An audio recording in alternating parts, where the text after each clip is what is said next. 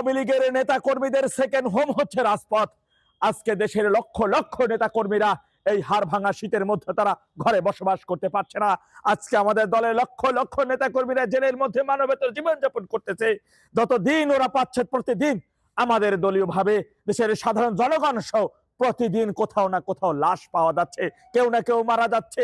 আজকে বছরের পর বছরও যদি আওয়ামী লীগের কোনো নেতা কর্মী তার অসুস্থ বাবা মাকে দেখতে যায়, তার বৃদ্ধ বাবা মাকে যদি দেখতে যায়, কেউ যদি তার বাবা মার জানাজায়ও যায়, সেখানেও তাকে নির্মম ভাবে নির্যাতন করা হচ্ছে, তাকে হত্যা করা হচ্ছে। সুতরাং মাননীয় নেত্রীর কাছে আমার অনুরোধ থাকবে, মাননীয় নেত্রী, আওয়ামী লীগের অধিকাংশ নেতারা আনএক্টিভ ভাবে পড়ে রয়েছে। বিদেশের বাড়িতে কেউ মদ আর নারী মানুষকে ব্যস্ত সময় পার করতেছে মাননীয় নেত্রী। এরা শুধু অনেক বড় বড় কথা বলতেছে মাননীয় নেত্রী।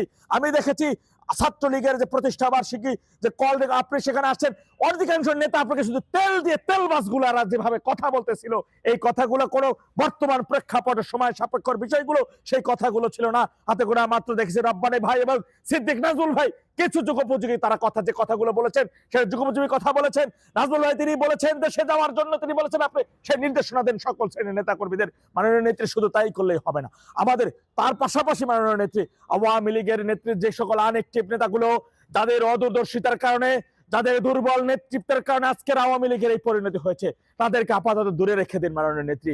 বিভিন্ন জেলার কমিটিগুলো এই মুহূর্তে থেকে তাদের বিষয়ে চূড়ান্ত সিদ্ধান্ত নেওয়া উচিত মাননীয় নেত্রী। এই মুহূর্তে থেকে যারা রাজপথে সবচাইতে বেশি অ্যাক্টিভিটিস দেখাতে পারবে, যারা নেতৃত্বের গুণাবলী এবং নেতৃত্বের যা কিছু প্রয়োজন সেটি দেখাতে পারবে, যারা তৃণমূলকে সঙ্গে নিয়ে একটু ঐক্যবদ্ধ সংগ্রাম করে তুলতে পারবে, তারাই আগামী দিনের নেতা হবে। এই মুহূর্তে থেকে নতুন কমিটিগুলো যেগুলো হচ্ছে, সেই কমিটি নিয়ে নানান ধরনের সমালোচনা আমরা পাচ্ছি, বিশেষ করে ছাত্রলীগের বিভিন্ন কমিটিগুলো হচ্ছে মাননীয় নেত্রী। সেই বিষয়গুলো আমাদের মনে হয় আরো বেশি পর্যালোচনা করলে ভালো হয় মাননীয় নেত্রী। পরিশেষে শুধু আমি একটি কথাই বলতে পারি, তৃণমূল পর্যায়ে যে সকল নেতাকর্মীরা রয়েছে, স্পেসিফিকলি তাদের খোঁজ খবর কয়জনে নিতেছে মাননীয় নেত্রী, তাদের মনের কথাগুলো, কষ্টের কথাগুলো, সমস্যার কথাগুলো সরাসরি তারা আপনার কাছে বলতে পারে না মাননীয় নেত্রী। মূলত নিয়ম হচ্ছে ওয়ার্ড পর্যায়ের একজন নেতা সর্বপ্রথম তার কমিটির সমস্যার কথা ইউনিয়নে বলে, ইউনিয়নের সমস্যার কথাগুলো তারা উপজেলা পর্যায়ে বলে, উপজেলা থেকে জেলায় যায়, জেলা থেকে বিভাগীয় যায়, বিভাগীয় থেকে আমাদের কেন্দ্রীয় দপ্তরে যায়, দপ্তর থেকে সম্পাদকে যায়, সম্পাদক থেকে সভানেত্রীর কাছে যায়। কিন্তু আমাদের সেই ধারাবাহিকতা কোথায় মাননীয় নেত্রী? এই মুহূর্তে অধিকাংশগুলো নেতৃত্ব শূন্যতায় ভুগতেছে। অধিকাংশ নেতাগুলো যারা দেশের বাইরে অনেক দীর্ঘদিন, তারা দীর্ঘ বছরগুলোতে ভালো নেতৃত্ব স্থানে ছিল, হাজার হাজার শত শত কোটি টাকা কামাইয়া আজকে দেশের বাড়িতে বিলাসী ভাবে জীবনযাপন করতেছে মাননীয় নেত্রী। অধিকাংশ নেতাকর্মী যারা একটু বড় প্রোফাইল ভাবে তারা ছিল, তাদেরকে বিএনপি জামাতের সাথে তাদের ব্যবসায়িক একটা পার্টনারশিপ চলতেছে মাননীয় নেত্রী।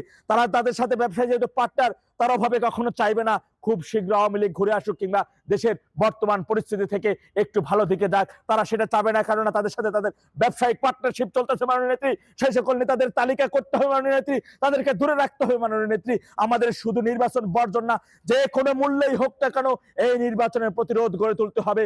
1971 সালে বঙ্গবন্ধুর ডাকে সাড়া দিয়ে এদেশের আপামার জনগণ ওই পশ্চিম পাকিস্তানের বিরুদ্ধে প্রতিরোধ গড়ে তুলেছিল এবং রক্তক্ষয়ী যুদ্ধের মাধ্যমে তারা স্বাধীন সার্বভৌমত্ব রাষ্ট্র গঠন করেছিল মাননীয় নেত্রী। এখন শুধু আপনার ডাকের অপেক্ষায় রয়েছে দেশের কোটি কোটি জনগণ, দেশের লক্ষ লক্ষ আওয়ামী লীগের নেতা কর্মী নেত্রী। আপনি একটি চূড়ান্ত ডাক দিবেন নিজের ঘর সাজানোর পরে, বিশেষ করে আওয়ামী লীগের প্ল্যাটফর্ম গুলো সাজানোর পরে, স্ব জায়গা থেকে কার নেতৃত্বে এবং কে ওখানে তৃণমূলের খোঁজ খবর নেবে, তাদের 2-1 পয়সা দিয়ে সাহায্য সহযোগিতা করবে এবং পরবর্তী সময় আপনার একটি চূড়ান্ত ডাকের মাধ্যমে যে কোনো মূল্যেই হোক না কেন ডেভিল ইনুসের হ্যাঁ না ভোটকে আমরা একেবারে দুর্বার গতিতে জনস্রোতের মাধ্যমে ধূলিসাৎ করে দিতে সক্ষম রয়েছে মাননীয় নেত্রী। আপনি শুধু একবার নির্দেশ দিবেন মাননীয় নেত্রী। আমি একটা কথা বলতে পারি, হলপ করে আমি বুকে হাত দিয়ে বলতে পারি, যেদিন আপনি নির্দেশনা দিবেন মাননীয় নেত্রী, এক পয়সা আমি কোথাও কোনো অপেক্ষা করবে না কোনো নেতা কর্মী অন্তত পক্ষে, যারা এই মুহূর্তে থেকে দেশকে, দেশের মানুষকে, দেশের জনগণের প্রতি তাদের দায়বদ্ধতা রয়েছে, তারা কেউ কোথাও অপেক্ষা করবে না, 1 সেকেন্ড অপেক্ষা করবে না। আপনার নির্দেশ পাওয়া মাত্র একেবারে ঢালাও ভাবে জীবন দিতে প্রস্তুত হয়ে যাবে রাজপথে দেশকে রক্ষার জন্য, দেশের মানুষকে রক্ষার জন্য মাননীয় নেত্রী। মাত্র ডিসেম্বর থেকে জানুয়ারি, এই মাত্র 15 দিনের মধ্যে দেশের ভিতরে প্রায় 7 জন হিন্দু সংখ্যালঘু ভাইদেরকে নির্মমভাবে হত্যা করেছে ডেভিল ইনুস। যে কোনো ভাবে হোক না মাননীয় নেত্রী, আমরা যদি ওদেরকে একটা দিন সময় ওরা বেশি পায়, তাহলে আমি মনে করি আমার 5টা ভাইকে আমি হারালাম।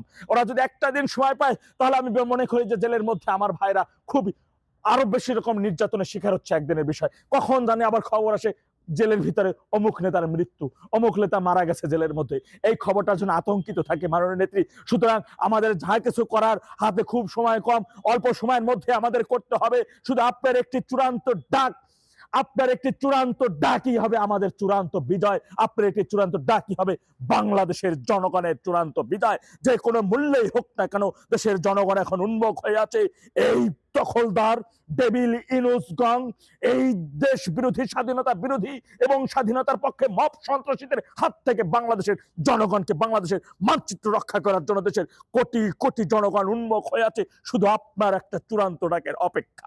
জয় বাংলা, জয় বঙ্গবন্ধু, বাংলাদেশ চিরজীবী হোক। জয় বঙ্গ